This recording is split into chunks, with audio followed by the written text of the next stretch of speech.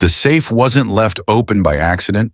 It was bait, a silent trap for the one person who had walked into his life without being crushed by suspicion. Ethan Ward, 42, had once been the kind of name whispered in boardrooms and carved into the glass walls of skyscrapers. The mastermind behind a global logistics empire, he'd moved ships like chess pieces, controlling trade routes that fed the world. But power had a price, and his came wrapped in betrayal. His son Thomas had tried to have him declared mentally unfit to seize the family trust. His daughter Ava emptied an account worth millions without a word. Even the man Ethan once called his best friend, his personal doctor, sent him forged medical bills that bled him dry. And then, the cruelest loss, his wife Claire. She loved sunflowers in the foyer and cinnamon in the kitchen, until cancer took her, slowly and mercilessly. After that, the mansion became a tomb. 27 rooms, marble floors, steel gates, 16 hidden cameras, 3 silent alarms, and one man who trusted no one. The locals in Charleston called him eccentric, dangerous. They didn't know the truth. Ethan had simply learned that people didn't just lie. They waited, they watched, and when the moment was right, they struck. But life, even in isolation, had rules. At 6 a.m., coffee. At 6:30, oatmeal. Emails. Surveillance feed checks. Every delivery inspected as though it carried poison.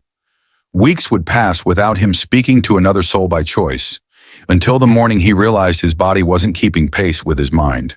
Fatigue crept in. His once iron hands trembled when lifting a cup. Against every instinct, he called a staffing agency in Atlanta. His list of demands was longer than most resumes. No criminal history, no social media, no small talk, no curiosity, no questions. They sent 3 profiles. He rejected the first 2 without hesitation. The third made him pause. Soraya Cole, 29. A note in her file claimed she was driven by purpose, not profit. Ethan scoffed. People always said that, until money whispered their name. Yet on Tuesday morning, he saw her step off a faded city bus on his security feed. No makeup, no jewelry. Calm eyes that didn't flinch at the size of his gates. When he opened the door, she didn't plaster on a nervous smile. She simply bowed her head slightly, waiting for permission to enter. It was the first time in years someone had walked into his home without triggering panic. But Ethan Ward hadn't survived this long by letting his guard down. No one came into his life without being tested, and his test for Soraya would be one she'd never see coming. Ethan didn't waste time. If Soraya Cole was going to work in his home, he needed to know who she was when no one was watching. That meant temptation, pure, unfiltered, and the silence to see how she would face it.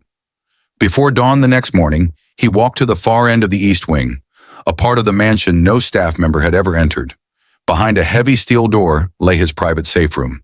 Inside, stacks of crisp cash, gold coins that gleamed under the dim light, velvet boxes cradling diamonds, and deeds to properties worth more than most people would see in a lifetime. On the table beside it, a single folded slip of paper, the code to open the safe completely. Ethan propped the massive safe door open just enough. It looked careless, even stupid. But this was no mistake. It was bait. He left the paper where it could be seen, stepped out, and closed the door behind him without locking it. In the surveillance room, he settled into his leather chair, the glow from 16 monitors washing over his face. He kept his eyes on the feed from the East Wing hallway. Then, exactly at 8 o'clock, she arrived. Through the cameras, he watched Soraya move with quiet precision. She dusted shelves without glancing at the expensive porcelain. She straightened the pillows on the leather couches, scrubbed the corners of marble floors without rushing. For over an hour, she worked without hesitation, showing no sign she knew the safe even existed. Then came the moment. She walked down the East Wing corridor. Her steps slowed, her head tilted toward the open door. And then she froze. The safe was in full view. Bundles of $100 bills were stacked like bricks. The gold caught the light. Ethan leaned forward in his chair, every muscle tensed. He'd seen this scene before. Hesitation, a quick look around, then the slow reach of a hand. It was almost inevitable. Soraya's gaze lingered on the contents for 3 long seconds. Her hand trembled slightly. Then she did something Ethan didn't expect. She reached into her pocket, pulled out her phone, and backed into the hallway. Her lips moved as she spoke to someone on the other end. Ethan zoomed in. She was calling his secretary. Calmly, she reported the open safe and asked whether she should close it or wait for instructions. It caught him off guard, but he didn't celebrate yet. People could play the long game. A test wasn't passed until it broke them open. Moments later, Soraya's phone buzzed again. This time, her face changed instantly. Ethan adjusted the audio feed. A woman's voice, her mother, spoke quickly, fear in every word. The family grocery store, their only source of income, was about to be shut down unless they paid $38,000 by the end of the week. Soraya's eyes glistened. She promised her mother she'd find a way. Then she hung up.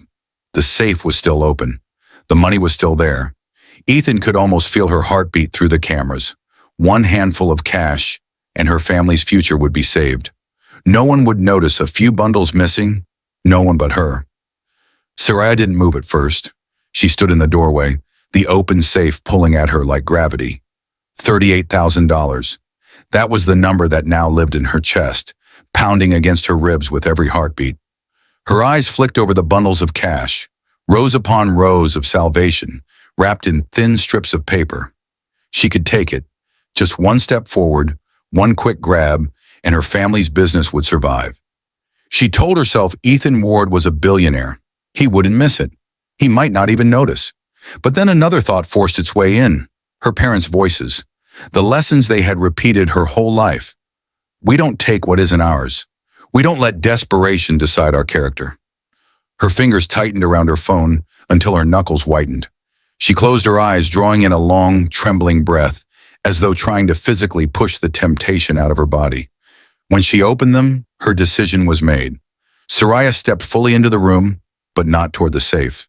She reached for the small folded slip of paper resting on the table beside it. The code. Instead of using it to open the safe wider, she punched in a random sequence of numbers. A sharp beep echoed in the room. The massive door clicked shut, sealing the treasure inside. Soraya stared at the steel for a moment, then folded the real code and slipped it into her pocket. She sank into a nearby chair, her shoulders sagging as though the weight of the decision had drained every ounce of strength she had left. And then, she cried, not from regret, but from the sheer exhaustion of saying no to the easy answer. In the surveillance room, Ethan didn't blink. He'd seen people confronted with temptation before. Some stole without hesitation, others hesitated, then stole anyway. But this, locking away what could have saved her family, was something he had never witnessed. For the next 2 hours, she didn't leave the hallway. She sat there, facing the locked safe like a guard. Her hands rested on her knees. Sometimes she closed her eyes, but she never once turned her back to it. Ethan studied her posture, her breathing, the way she occasionally reached into her pocket to check the folded code, as if reassuring herself it was still there. She wasn't protecting his safe for him. She was protecting herself from breaking who she was. When the clock struck 6, Ethan rose from his chair. His steps down the East Wing corridor felt lighter than they had in years. As he approached, Soraya stood, wiping the faint traces of tears from her cheeks. "You're still here," he said quietly. "I noticed the safe was open," she replied, voice steady. "I called your secretary and stayed to make sure nothing happened." Ethan nodded slowly. "I know." Her brows knit together. "You knew?" "I watched everything," he admitted. "There are cameras. I saw how you handled it." What he didn't say, what he couldn't yet admit even to himself, was that in that moment, the fortress he had built around his heart had begun to crack. Soraya's gaze didn't waver. If she was shaken by the revelation that Ethan had been watching her every move, she didn't show it. "I understand," she said after a pause. "This is your home. You have the right to protect it." Her tone carried no bitterness, no accusation, just a quiet acceptance that trust had to be earned, not assumed. Ethan studied her face, the calm way she held herself even after hours of pressure. He reached into his jacket and pulled out a sealed envelope. "This is yours," he said, handing it to her. Soraya hesitated before taking it. Inside was a check, $50,000, her name printed neatly above the signature line. Her eyes lifted to his, questioning. You earned it, Ethan said simply. But she shook her head, pressing the envelope back into his hand. I can't accept this. Ethan's brow furrowed. Why not?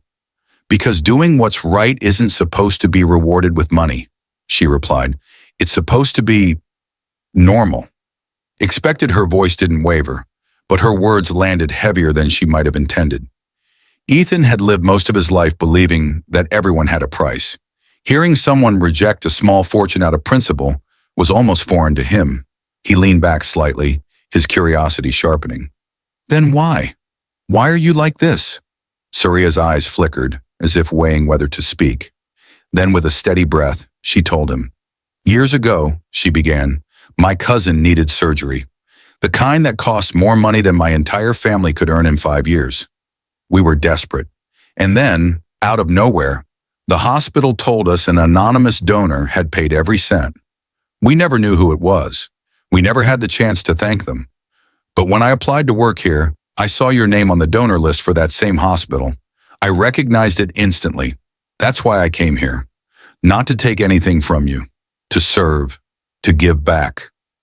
Ethan froze. The memory hit him like a wave. He had written that check years ago without a second thought, one of many quiet donations he'd made before his life had collapsed into suspicion and silence. He never imagined he'd meet someone whose life had been changed by it, let alone someone who would stand before an open safe and choose integrity over desperation. The air between them shifted.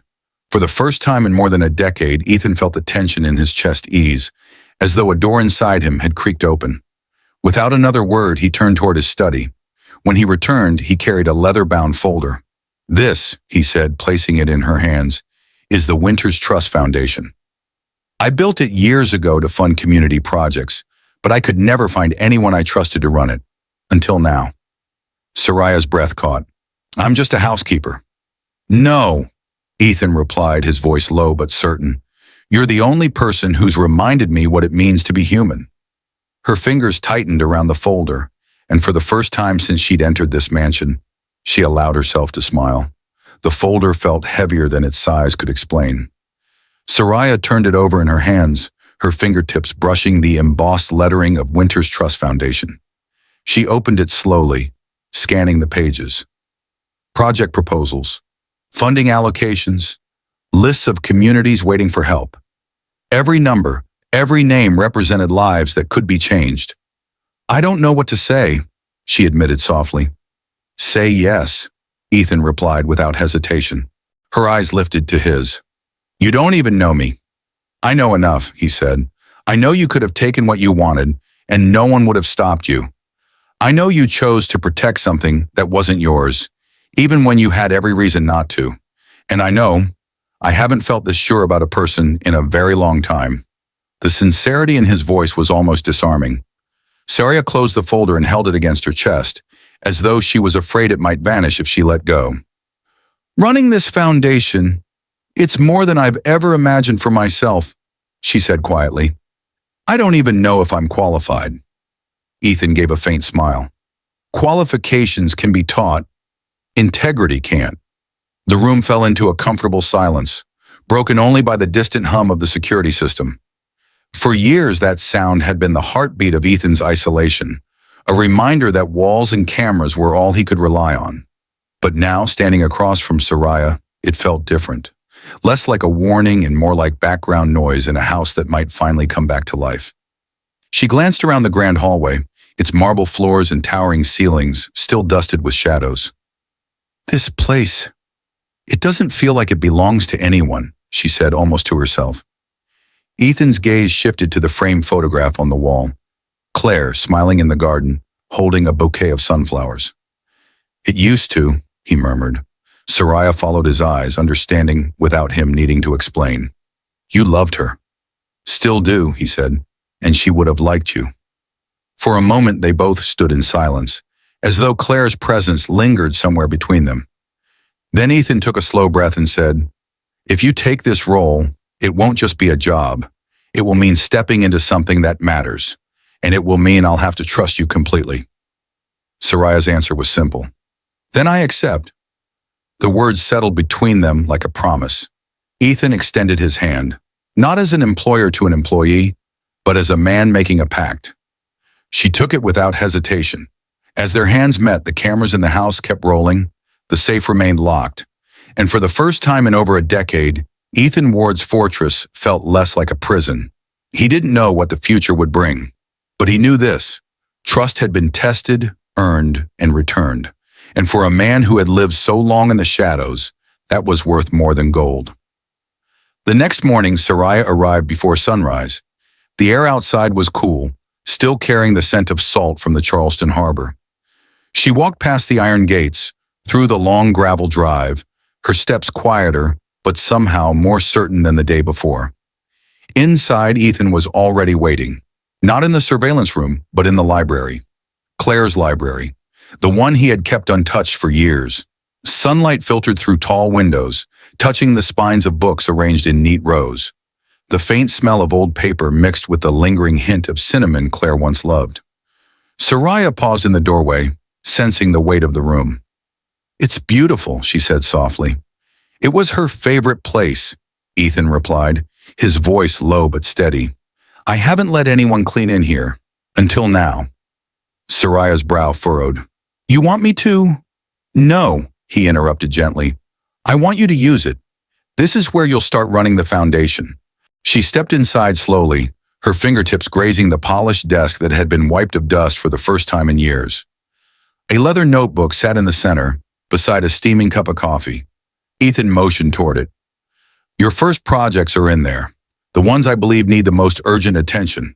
She opened the notebook and read, "A scholarship program for underprivileged students, funding for a small coastal town's rebuilding efforts after a hurricane, medical grants for rural clinics." Each entry was detailed with budgets and timelines, and space for her to add her own notes. "This is a lot of responsibility," she murmured. "It's exactly the amount you've already proven you can handle," Ethan said.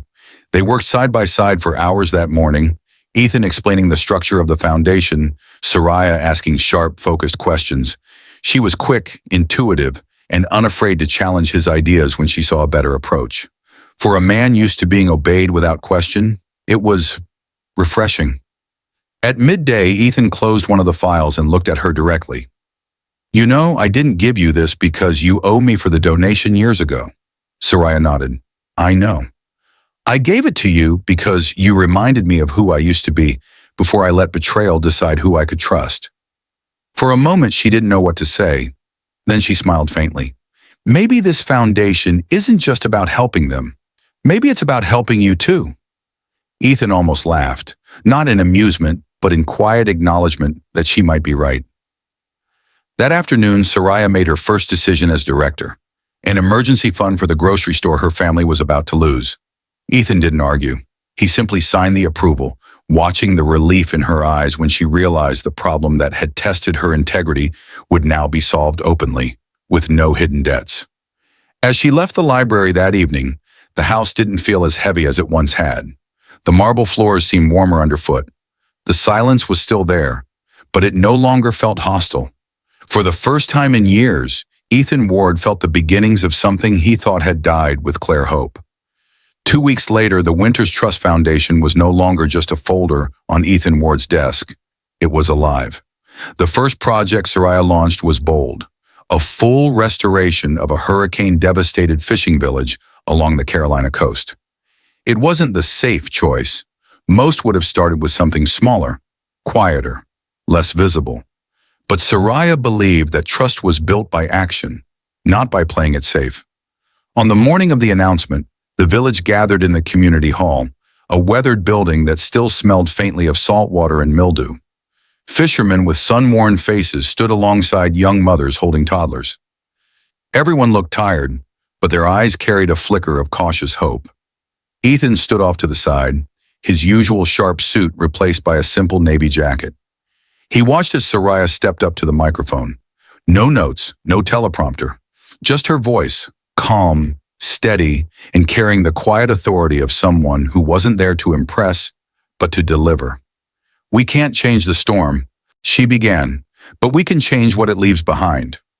She laid out the plan, rebuilding homes, repairing docks, restoring the town's only school. Every step would employ local workers and use local suppliers. The funding, $3 million, was already in place. There was no application process, no waiting months for approval. It was happening now. When she finished, the room was silent for a moment. Then slowly, applause began. Hesitant at first, then swelling until it filled the hall. Ethan noticed something rare in those claps: sincerity. After the meeting, people approached Soraya in small groups, some offering thanks, others simply wanting to shake her hand. A few recognized her last name from her family's grocery store and told her they'd heard about how it had been saved. She smiled but didn't tell them who had signed the check. Ethan watched from a distance, something stirring in his chest. For years, he'd hidden from public gatherings, convinced that every handshake was just a setup for betrayal.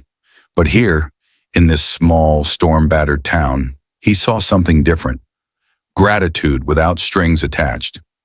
Later that day, as they walked back to the car, Ethan said quietly, "You're good at this." Soraya glanced at him, a faint smile touching her lips. "It's not about being good, it's about meaning it." They drove back to Charleston in comfortable silence, the late afternoon sun casting long shadows across the road. For the first time in a long while, Ethan didn't feel the urge to retreat to his surveillance room the moment he got home. Instead, he joined Soraya in the library, where they began reviewing proposals for the next round of projects: scholarships, medical clinics, housing programs. Word of the foundation's work began to spread. Emails poured in from people offering to volunteer, donate, or partner on future initiatives. Local news outlets requested interviews, but Soraya turned them down, preferring to let the work speak for itself. Ethan didn't argue. One evening, as they were closing the final file for the day, Ethan said, "You know, this foundation was supposed to be my way of keeping control, deciding who gets help, when, and how much. But with you, it feels like I'm finally letting go of that need." Soraya looked at him thoughtfully. Sometimes letting go is the only way to hold on to what matters. He didn't reply, but the words stayed with him long after she left for the night. The mansion no longer felt like a fortress. The gates still stood, the cameras still hummed, but the air inside was lighter. And Ethan Ward, a man who had once trusted no one, was beginning to understand that some walls were meant to be opened, not guarded. It happened on a Thursday afternoon, one of those slow, golden hours when the sun slanted just right through the library windows. Soraya was sorting through grant applications, her notebook open beside her, when Ethan's phone rang. The number flashing on the screen belonged to Daniel Cross, an old associate from Ethan's business days. Ethan almost ignored it. He hadn't spoken to Daniel in years, not since a deal that went sour and revealed just how far Daniel was willing to bend the truth for profit. But curiosity, or perhaps old habit, made him answer. "Ethan, my friend," Daniel's voice was oily, polished with the kind of charm that came from decades of boardroom deceit. "I hear you've got this foundation thing going on. Impressive. I've got a proposition for you. Quick profit, minimal risk, and get this, it makes you look like a saint." Ethan's eyes narrowed. "I'm listening." Daniel launched into his pitch.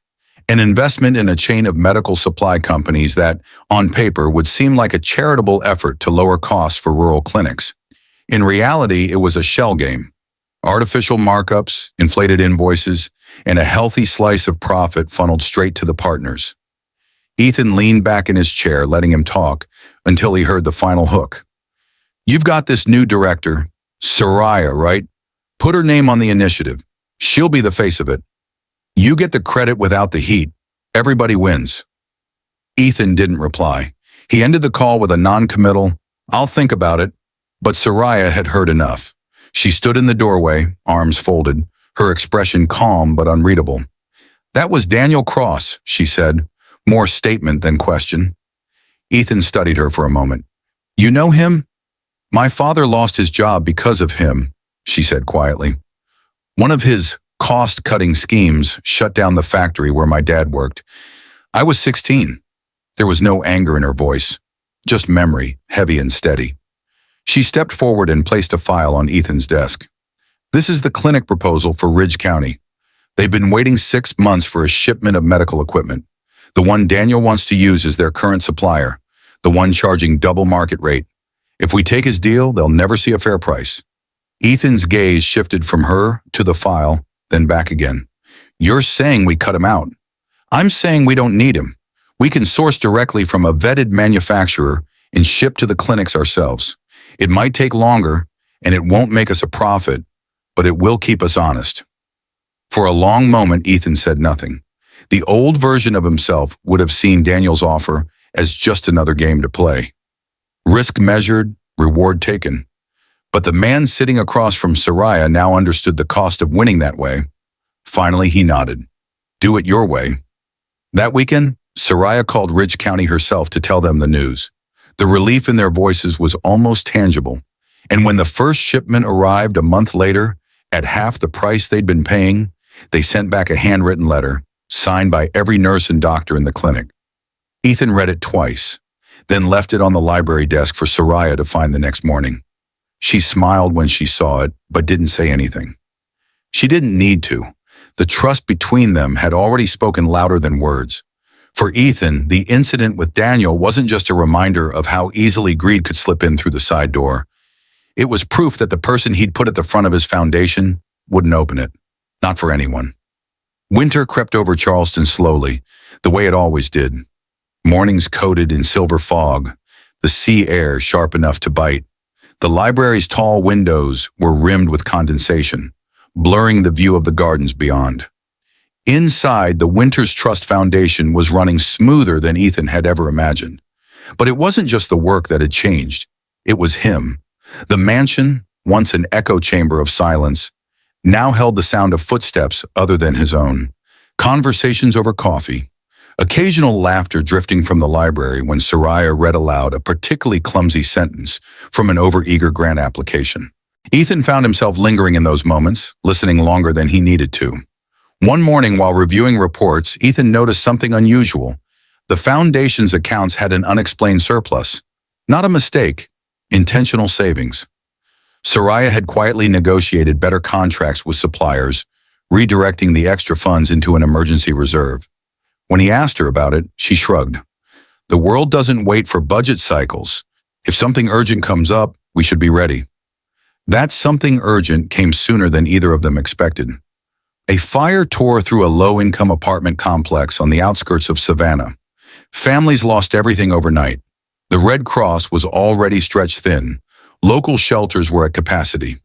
Without hesitation, Soraya dipped into the reserve and coordinated a relief effort. Temporary housing, clothing, food deliveries, all within 24 hours. Ethan watched her work through the crisis like she'd been doing it for decades. No panic, no wasted motion. Just a quiet, relentless drive to get people what they needed. By the third day, donations were pouring in from the public to match the foundation's support. The local news ran a segment on the relief effort, and though Soraya avoided interviews, one clip showed her handing a blanket to a shivering child, smiling in a way that lit the entire scene. Ethan sat in his study that night, replaying the footage. Claire used to smile like that, soft, steady, the kind that made people believe the world could still be kind. He realized then that Soraya wasn't just running his foundation. She was restoring his faith in something he thought he'd lost forever. A week later, when the last displaced family moved into temporary housing, Soraya came into the library to find Ethan waiting. On the desk sat the folded safe code, the same slip of paper she had locked away months ago. "I thought you might want this back," she said. Ethan shook his head. "Number, keep it." She frowned. "Why?" "Because I don't need it anymore," he said quietly. "Not with you here." It wasn't a grand speech. It didn't need to be. The weight in his voice carried years of guarded suspicion, finally letting go. Soraya slipped the paper back into her pocket, understanding the significance without another word. That evening as she left, Ethan stepped outside for the first time in months without checking the gates or glancing at the cameras. The air was cold, the sky clear, and for a man who had built his life around expecting betrayal, the absence of fear felt almost like freedom. Spring came early that year. The gardens around the Ward estate bloomed with stubborn color, as if they'd been waiting for permission to come alive again. Inside, the Winters Trust Foundation had just marked its first year under Soraya's leadership. It wasn't the money that measured its success. It was the people. Students opening acceptance letters to universities they once thought were out of reach. Villages with clean water running through new pipes. Families standing in front of rebuilt homes where rubble used to be. On the morning of the anniversary, Ethan invited Soraya to the library. She found him standing by the window, a framed photograph in his hands, Claire in her sunflower garden. "She would have liked you," he said, "not because of what you've done for the foundation, but because of who you are when no one's looking." Soraya smiled gently. "Then I hope I've made her proud." Ethan set the photo down and turned to her. "You've done more than that. You've made me believe again, in people, in trust, in the idea that doing the right thing is worth more than anything locked behind a safe." They sat together for a while, reviewing plans for the next year. But before she left, Ethan handed her an envelope. Inside was not a check, but a single handwritten sentence. "The foundation is yours to lead, for as long as you choose." Soraya looked up, startled. "Are you sure?" "I've been sure since the day you closed that safe," he said. "This was never about hiring help. It was about finding someone who'd guard more than just money. Someone who'd guard what matters." Outside, the sun broke through the clouds, casting light across the marble floor. Soraya stood there for a moment, feeling the warmth, and knew this was more than a job. It was a legacy built on something stronger than wealth. Because in the end, that was the truth Ethan Ward had learned. Family isn't built by blood or bound by contracts. It's built by trust and by the people who choose integrity when it costs them the most. If you've ever known someone who passed a test like that, someone who stood firm when temptation whispered, hold on to them. They are rare. They are priceless. And if this story has reminded you that honesty still exists in this world, give it a like, share it with someone who might need a little hope today, and subscribe so you won't miss the next story we share. Because there are more stories like this, of trust regained, dignity defended, and people who prove that doing the right thing is still the most powerful choice of all.